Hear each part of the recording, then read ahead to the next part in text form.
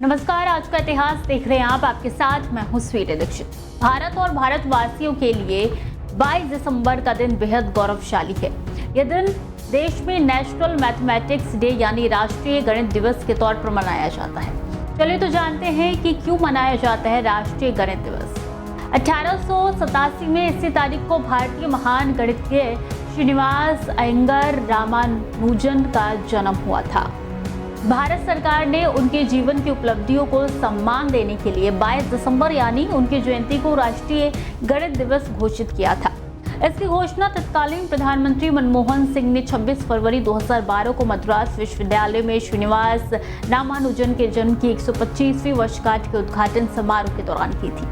महान गणितज्ञ श्रीनिवास अयंगार रामानुजन का जन्म 22 दिसंबर 1887 को कोयम्बटूर के इरोज गांव में एक ब्राह्मण परिवार में हुआ था।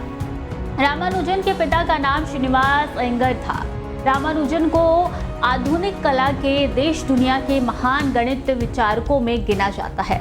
उन्होंने अपने जीवन काल में गणित के विश्लेषण एवं संख्या सिद्धांत के क्षेत्रों में एकदम विस्तृत योगदान दिया है। बताया जाता है कि उन्हें बचपन से ही गणित से लगाव था।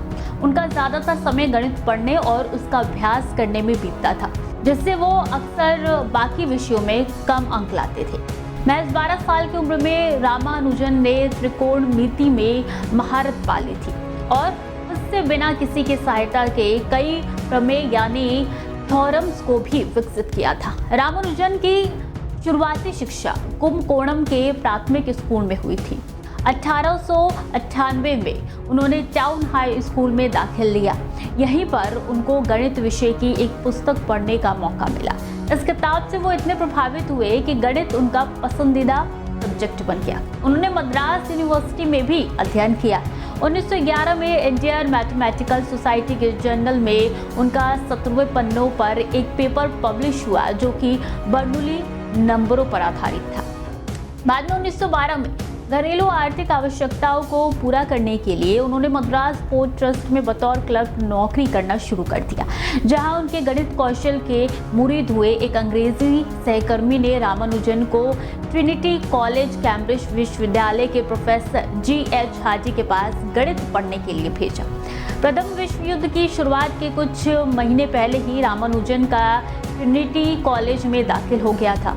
हाजी में रामानुजन को पहले मद्रास यूनिवर्सिटी में और फिर कैम्ब्रिज में स्कॉलरशिप दिलाने में मदद भी की थी। 1916 में उन्होंने गणित में BSc की डिग्री ली। 1917 में उन्हें लंदन की मैथमेटिकल सोसाइटी के लिए चुना गया, जिसके बाद उनकी ख्याति विश्व भर में फैल गई।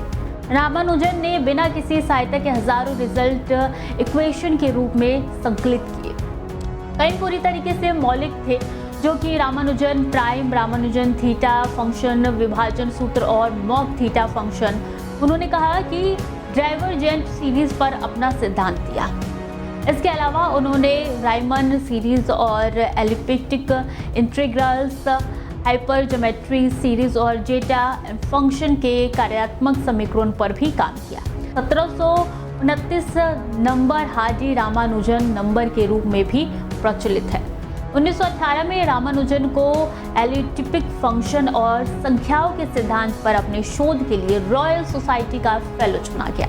रॉयल सोसाइटी के पूरे इतिहास में रामानुजन कम आयु का कोई सदस्य आज तक नहीं हुआ। इसी साल अक्टूबर में वो ट्रिनिटी कॉलेज के फेलो चुने जाने वाले थे और वो पहले भारतीय बने थे। इसके बाद रामानुजन 1919 में भारत लौट आए। 32 साल की आयु में 26 अप्रैल 1920 को उन्होंने कुंभकोणम में अंतिम सांस ली। श्रीनिवास रामानुजन की जीवनी the man who new infinity 1991 में प्रकाशित हुई। 2015 में इसी पर आधारित film the man who new infinity release हुई थी। रामानुजन के बनाए हुए ढेर सारे ऐसे थ्योरम्स हैं जो आज भी किसी पहेली से कम नहीं है। तो आज के इतिहास में मेरे साथ इतना ही। खबरें लगातार जारी देखते रहिए डेली 24 भारत।